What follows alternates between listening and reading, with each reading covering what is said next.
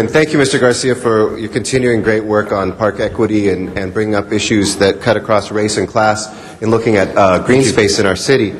As you know, one of the main reasons I ran for office was looking at the distribution or the ill distribution of park space. We had about 0.4 acres for every 1,000 people in my own district, just 13 parks when I started.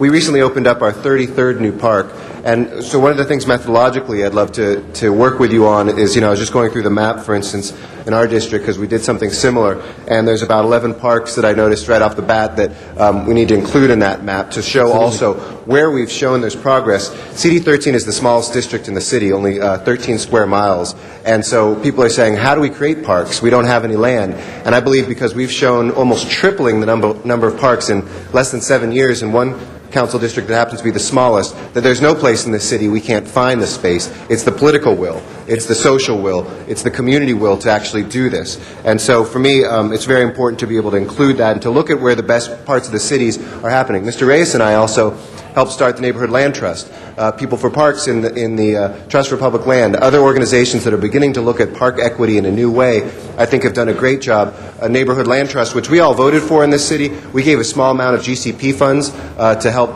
get going and continue to fund each year, opened 5 parks this year, and they were in the park poorest parts of the city.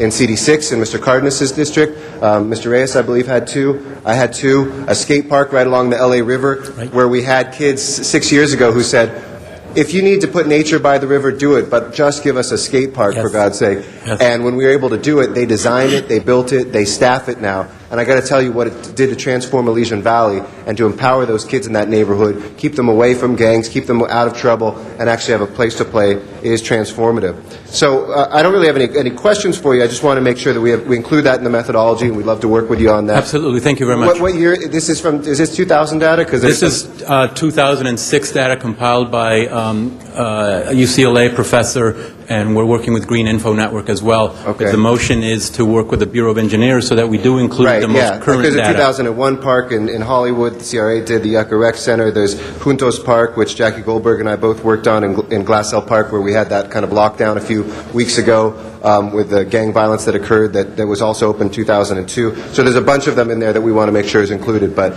really want to thank you for the great work that you're doing. Mr. Reyes, in terms of pure park acres, I think, has probably expanded the most in the city, also in the second most densely populated, and you're only second because you have Elysian Park. I think the areas are just as densely populated as mine, but I want to thank you for that. And certainly this movement to get green into all communities, that is something that I believe has changed this entire area. And Mr. Labange, we want to praise you as the chair, because you've kept that focus not only as a lover of parks, but for all the communities to enjoy what I know you enjoy every single morning in Griffith Park. So we salute you and thank you too.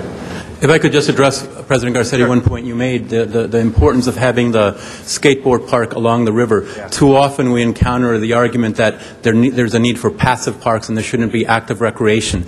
We think the skateboard park at Marsh Street, Taylor Yard, we think is a best practice example. That's why I showed the image of both the soccer players and the same children from Anahuac planting those trees. Taylor Yard is a best practice example of a balanced park that serves active and passive recreation needs. It can be done. It must be done. We hope to achieve that same goal at the Los Angeles State Historic Park at the Cornfield. Thank you.